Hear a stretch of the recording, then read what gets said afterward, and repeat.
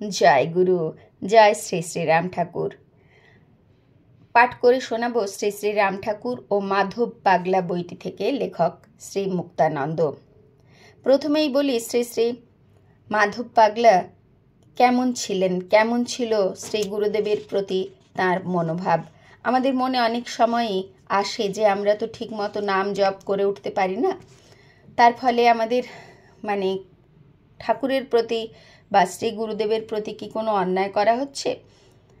তো আজ প্রথমে সেই প্রশ্নের উত্তর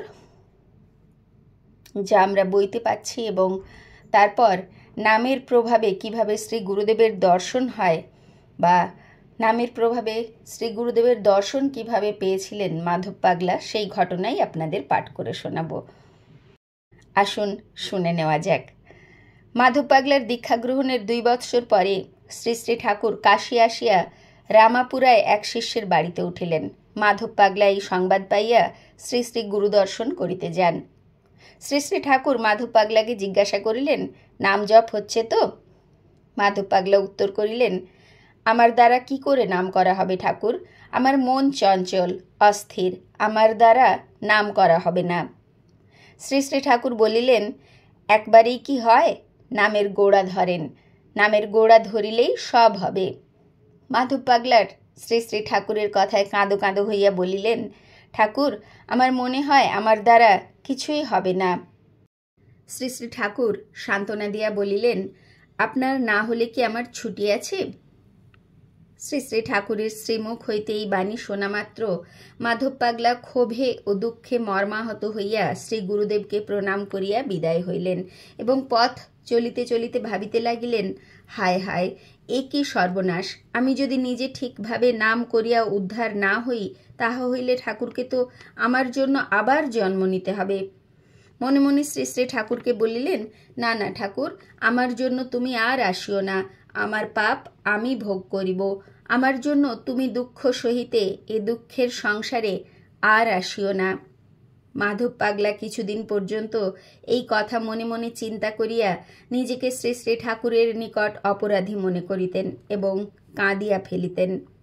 পরে তিনি শাস্ত্র পাঠ করিয়া বুঝিতে পারিলেন, গুরুর প্রতি যে শিষ্যের এই প্রকার মনোভাব এবং এতটা মমত্ববোধ, গুরু সে শিষ্যকে মুক্ত করেই রেখেছেন। শিষ্যের মোক্ষের আগ্রহ বাড়াইবার জন্যই শ্রী গুরুদেবের এই প্রকার স্বীকারোক্তি। আমরা উপনিষদে পাই, যাহার পরমেশ্বরের প্রতি ভক্তি এবং পরমেশ্বরের প্রতি যেরূপ গুরুর প্রতিও সেইরূপ পরাভক্তি আছে, সেই মহাত্মার নিকটেই উপনিষদযুক্ত এই সকল বিষয় সানুভবযোগ্য হয়, অর্থাৎ তিনি মুক্তির অধিকারী। অর্থাৎ এর থেকে আমরা বুঝতে পারলাম শ্রী শ্রী মাধব পাগলার তাঁর শ্রী গুরুদেবের প্রতি কতটা ভালোবাসা, কতটা মমত্ববোধ ছিল। আমরা কেই বা এই ভেবে নাম করি যে আমরা নাম না করিলে বা জপ না করিলে শ্রী গুরুদেব কষ্ট পাইবেন, কজনেই বা ভাবি।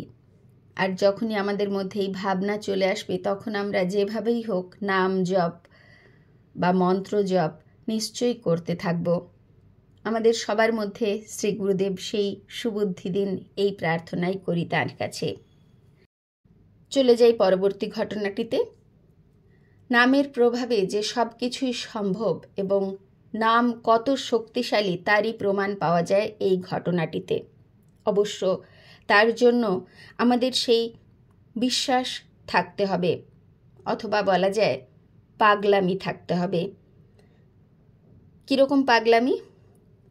যদি নামের প্রভাবে এই কাজটা না হয়, তাহলে নামও ছাড়ব, গুরুও ছাড়ব, এই জেদ একমাত্র সোজা সরল পাগলের মতো বিশ্বাস হলেই এই জেদ আসে আমাদের মনে।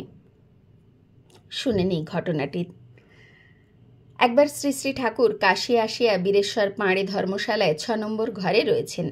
2 দিন যাবৎ 2 বেলায় বহু লোক শ্রী শ্রী ঠাকুরের দর্শনে যাইয়া দরজা বন্ধ থাকায় শ্রী শ্রী ঠাকুরের দেখা না পাইয়া ফিরিয়া আসিতেছেন।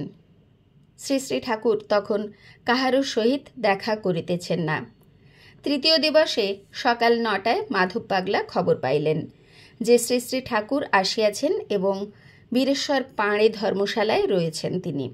কাহারও সহিত সাক্ষাৎ করিতেছেন না, দরজা বন্ধ আছে, দর্শনার্থীরা ফিরিয়া আসিতেছেন।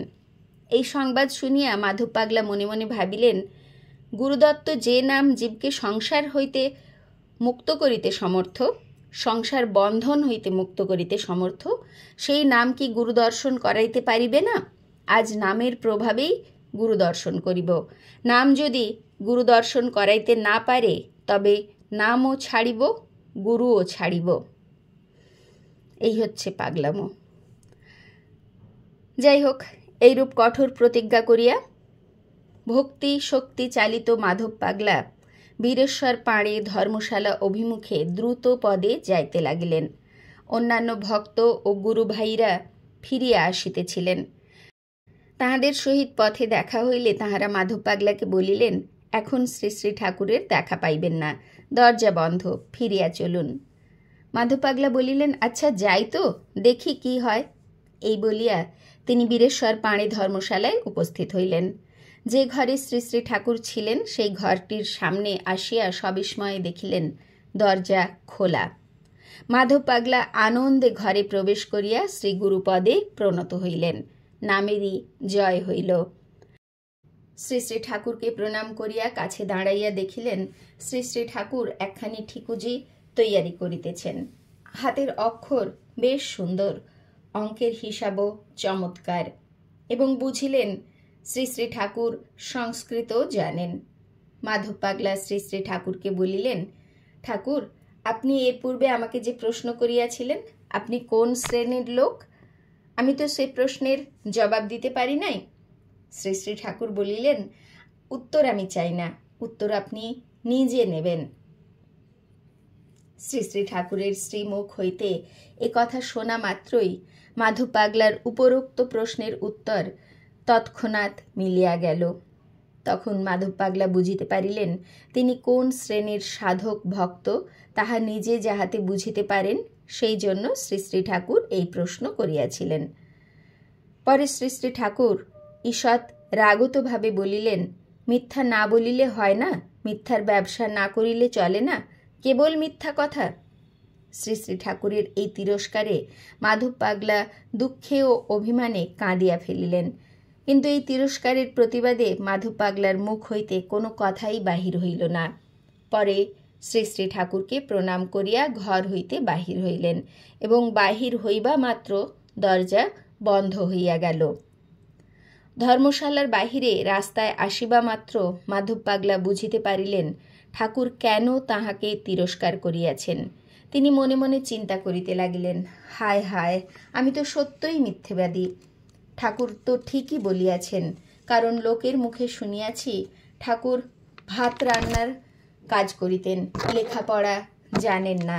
এ কথা আমি তো বহু লোকের নিকট বলিয়াছি, কিন্তু এখন দেখিলাম শ্রী শ্রী ঠাকুরের হস্তাক্ষর কত সুন্দর, এমন সহজ উপায়ে অঙ্ক কষিয়াছেন, দেখলে অবাক হয়ে যেতে হয়। শ্রী শ্রী ঠাকুর যে ভালো লেখাপড়া জানেন তা স্বচক্ষে দেখিয়া আসিলাম। লোকে না জানিয়া শ্রী শ্রী ঠাকুরের নামে মিথ্যা প্রচার করিতেছে।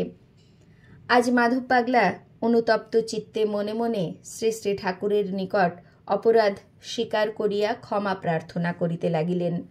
এইভাবে মাধব পাগলাও অজ্ঞানতাজনিত গুরুনিন্দা মহাপাপ হইতে শ্রী শ্রী ঠাকুরের কৃপায় মুক্ত হইলেন, এবং শ্রী গুরু দর্শন পাওয়ায় শ্রী গুরু ও নামের ওপর তাহার শ্রদ্ধা দৃঢ়ীভূত হইল। মাধব পাগলা বাড়িতে ফিরিয়া আসিয়া আনন্দে তাহার মাকে বলিলেন, হ্যাঁ মা, শ্রী শ্রী ঠাকুরের দেখা পাইয়াছি, তিনি ভালোই আছেন। মাধব পাগলা যে শ্রী শ্রী ঠাকুরের দর্শন পাইয়াছেন, কাশীর অন্যান্য ভক্তগণ কিন্তু এ কথা বিশ্বাস করিতে পারিলেন না।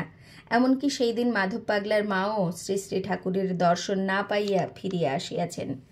পরের দিন মাধব পাগলার মা শ্রী শ্রী ঠাকুরের দর্শন না পাওয়ার দুঃখে দুঃখিত হইয়া মাধব পাগলাকে বলিলেন, হ্যাঁ রে খোকা, তুই তো শ্রী শ্রী ঠাকুরকে দেখে এলি, আমি তো কাল ঠাকুরকে দেখতে পেলাম না।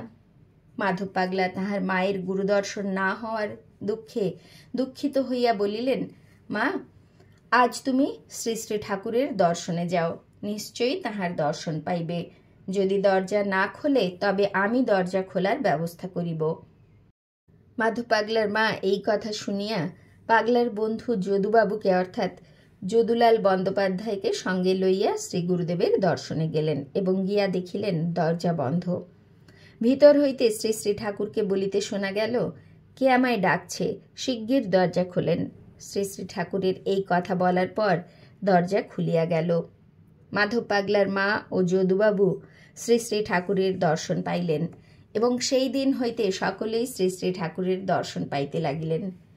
এই ঘটনা হইতে বোঝা যায় যে শ্রী শ্রী ঠাকুর যেন তাহার শিষ্য ও ভক্তদের পরীক্ষার জন্যই এই দরজা বন্ধের লীলাটি করিয়াছিলেন। এক এক করে আমরা শ্রী শ্রী মাধব পাগলার জীবনের আরও ঘটনা শুনব পরবর্তী অংশগুলিতে। আজ এই পর্যন্তই। জয় গুরু, গুরু কৃপাহি কেবলম। জয় শ্রী শ্রী রাম ঠাকুর।